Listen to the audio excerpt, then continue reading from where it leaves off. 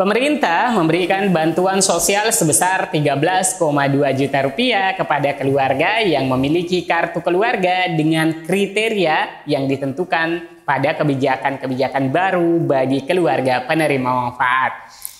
Penerapan aturan baru dengan bantuan yang cukup besar per sekali pencairan 3,3 juta rupiah per triwulan atau setara dengan 13,2 juta bagi siapa saja yang terdata dalam kartu keluarganya yang terdapat anggota keluarga sesuai dengan ketetapan baru. Hal ini diberikan sebagai wujud kepedulian pemerintah dan amanah sebagaimana instruksi Presiden nomor 2 tahun 2023 di mana Presiden menginstruksikan Menteri Sosial untuk memberikan bantuan dan atau rehabilitasi sosial serta memberikan jaminan hari tua bagi keluarga penerima yang dimaksudkan dalam kriteria penerima ini. Nah, selain itu saya akan kembali menginformasikan dalam pencairan PKH terdapat 8 kriteria penerima bantuan program Keluarga Harapan PKH agar teman-teman bisa mengetahui apakah dalam aturan baru pencairan ini masih mendapatkan bantuan atau sudah tidak lagi memenuhi kriteria penerima. Oleh karena itu jangan kemana-mana, saya akan kembali menginformasikan kepada teman-teman semua setelah tayangan singkat berikut ini.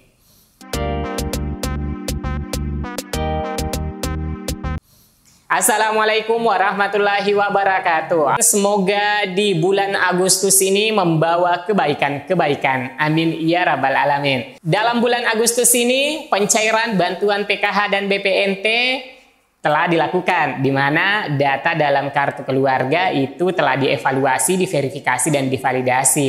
Nah, secara rutin sebelum saldo bantuan ditransferkan ke rekening penerima PKH dan BPNT, tentunya itu sudah melalui proses yang ketat terhadap keluarga yang terdaftar dalam kartu keluarga KPM yang disinkronkan dengan data DTKS dengan data Dukcapil sehingga hanya penerima yang valid saja secara data yang ada dalam kartu keluarganya dan NIK yang valid itu bisa mendapatkan bantuan sosial dari pemerintah.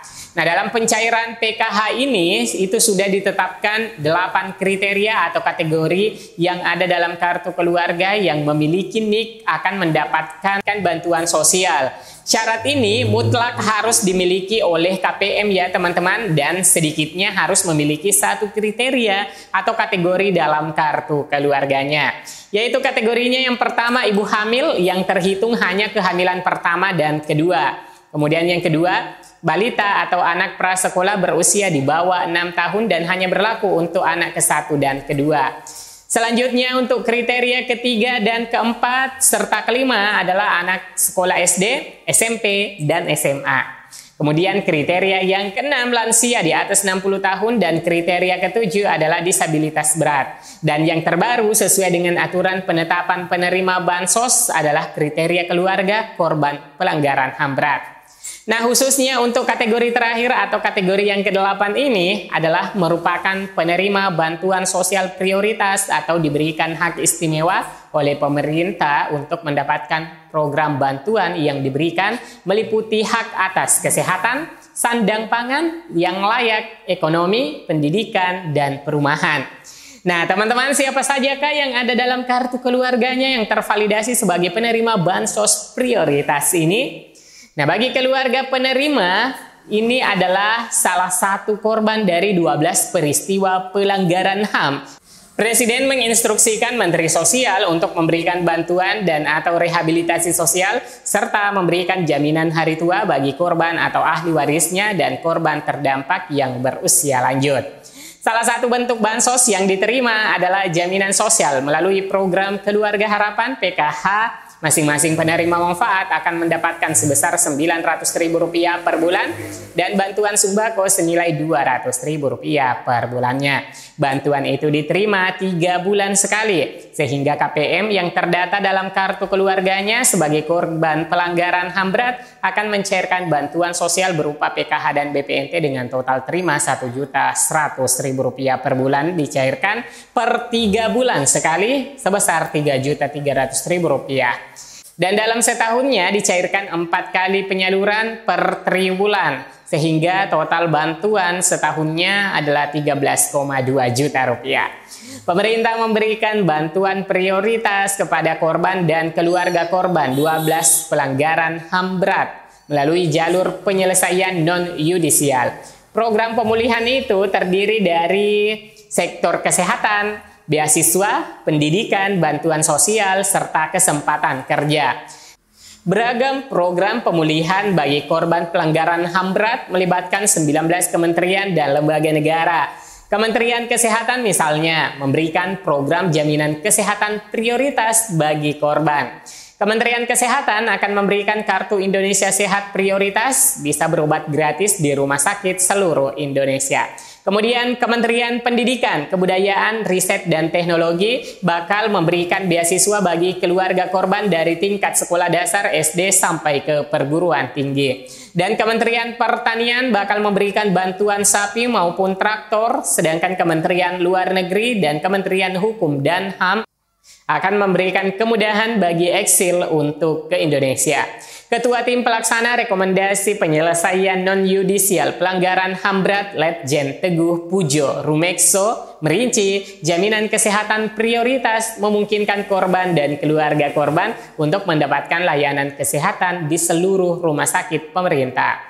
Nah, selain mendapatkan bantuan 1,1 juta setiap bulannya melalui program jaminan kesejahteraan prioritas yaitu PKH prioritas dan BPNT prioritas yang diberikan melalui Kementerian Sosial, juga bagi yang memiliki anak sekolah akan mendapatkan beasiswa untuk SD bagi keluarga korban sebesar 9,5 juta rupiah per tahunnya, untuk SMP 13,95 juta rupiah per tahunnya, SMA 18,4 juta rupiah per tahunnya, dan untuk perguruan tinggi 30,6 juta rupiah per tahunnya. Nah, pemberian bansos tersebut seperti diungkapkan Gubernur Sulawesi Tengah Rusdi Mastura, itu merupakan aksi nyata dan langkah konkret pemerintah menindaklanjuti rekomendasi penyelesaian non-yudisial pelanggaran HAM berat di Indonesia. Jokowi mengeluarkan pula instruksi Presiden nomor 2 tahun 2023 tentang pelaksanaan rekomendasi penyelesaian non-yudisial pelanggaran HAM berat. Instruksi tersebut ditujukan kepada hampir seluruh Menteri, Jaksa Agung, Panglima TNI, dan Kapolri. Nah, bagi keluarga yang mendapat pemulihan tersebut dalam kartu keluarganya yang telah melalui verifikasi oleh Komnas HAM, pada tahun 2023 sedikitnya ada 7.000 korban yang telah diverifikasi dan diberikan surat keterangan. Bagi mereka yang belum mendapatkan surat keterangan, Komnas HAM tentunya akan memfasilitasinya. Nah, mungkin yang belum terdata, Komnas HAM siap memfasilitasi, memverifikasi, dan memberikan surat keterangan untuk dijadikan sebagai rekomendasi penerima bantuan sosial tersebut.